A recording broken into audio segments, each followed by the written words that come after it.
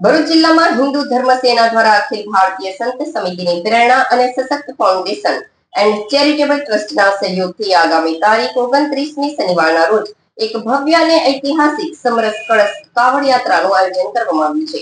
આ પવિત્ર યાત્રા સંદર્ભે હોટલ ગંગોત્રીના કોન્ફરન્સ હોલ ખાતે એક પત્રકાર પરિષદ યોજી વિગતવાર રૂપરેખા આપવામાં આવી હતી। આ પવિત્ર યાત્રાને લઈને હોટલ ગંગોત્રીના કોન્ફરન્સ હોલ ખાતે પત્રકાર પરિષદનું આયોજન કરી વિગતવાર માહિતી આપવામાં આવી હતી। આ યાત્રામાં સાધુ સંતો અને હિન્દુ ધર્મ સેનાના કાર્યકરો સહિત 108 જેટલા સનાતની ભાઈઓ ચોક્કસ ડ્રેસ કોડ સાથે શિસ્તબદ્ધ રીતે જોડાશે। ભરૂચ ખાતે પાવન સલીલા માં નર્મદાજીના જળનો કળશ ભરીને આ યાત્રા ભરૂચના પશ્ચિમ વિસ્તારમાં આવેલા ડભૈયાવાડ પ્રગટેશ્વર મહાદેવથી પ્રસ્થાન થઈને કાવીકંબોઈ સ્થિત સ્તંભેશ્વર મહાદેવ મુકામે પહોંચશે, જ્યાં વિધિવત જળાભિષેક કરવામાં આવશે। હિન્દુ ધર્મની પરંપરા અનુસાર સમૃદ્ધ મંથન વખતે ઉત્પન્ન થયેલું હળાહળ વિષ ભગવાન શિવે પોતાના કંઠમાં ધારણ કર્યું હતું, જેના કારણે તેમનું શરીર ઉષ્ણ થઈ ગયું હતું। આ ઉષ્ણતાને શાંત કરવા દેવતાઓ અને ઋષિ મુનિઓએ પવિત્ર જળથી શિવજીનો અભિષેક કર્યો હતો। ત્યારથી જ શ્રાવણ માસમાં જળાભિષેક કરવાની આ પરંપરા અવિરત ચાલી આવે છે।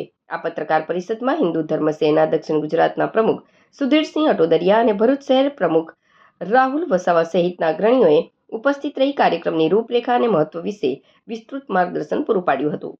સુધીરસિંહ અટોદરિયા, અખિલ ભારતીય સંત સમિતિ પ્રેરિત ભરૂચ જિલ્લા હિન્દુ ધર્મ સેના પ્રમુખ।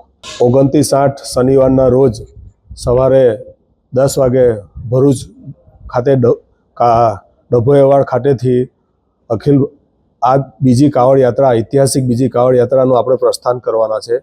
એની અંદર અખિલ ભારતીય સંત સમિતિના ગુજરાતના અધ્યક્ષ દેવીદાસ મહારાજ બાપુ, ભરૂચ જિલ્લાના સાધુ સંતો, અમારા ધર્મ સેનાના આગેવાનો અને ધાર્મિક સાધુ સંતો, સામાજિક આગેવાનો બધા જ પધારવાના છે।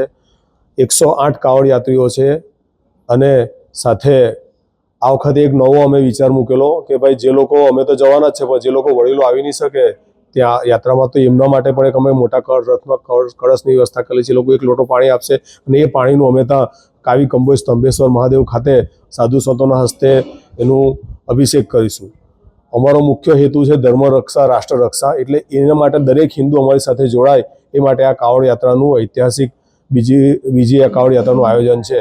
અને ગયા વર્ષના અનુભવના આધારે આ વખતે 1 દિવસ વધાર્યો છે, જ્યાંથી ડભોયાવાડ પ્રગટેશ્વર મહાદેવથી શરૂઆત કરીશું। ત્યાં સાધુ સંતો અને રાજકીય મહાનુભાવો શ્રી ગણપતભાઈ વસાવા સાહેબ, યુવા નેતા મુકેશભાઈ રાઠવા સાહેબ, મનસુખભાઈ વસાવા સાહેબ અને બીજા દરેક સમાજના અને સામાજિક રાજકીય આગેવાનો અને સાધુ સંતો, દિલીપદાસ મહારાજ, દેવુભા કાઠી, અમારા ગંગાદાસ બાપુ મહારાજ, મુક્તાનંદ સ્વામી, સોમદાસ બાપુ, લોકેશાનંદજી, તમામ સાધુ સંતોના સાનિધ્યમાં ત્યાંથી અભિષેક કરી પવિત્ર ગંગા, નર્મદા મૈયાનું જે આપણી ગુજરાતની ગંગા કહેવાય, એનાથી પ્રગટેશ્વર મહાદેવનું અભિષેક કરી અને યાત્રા સ્વરૂપે ત્યાં જવાના છે। અને આ યાત્રાની અંદર બીજું એક નવો વિષય આવેલો છે કે ઉજ્જૈનમાં જે ભસ્મ આરતી થાય છે તે આખી ઉજ્જૈનની ટીમ આવવાની છે ડભોયાવાડ ખાતે, અને એ પણ યાત્રાના રૂટ પર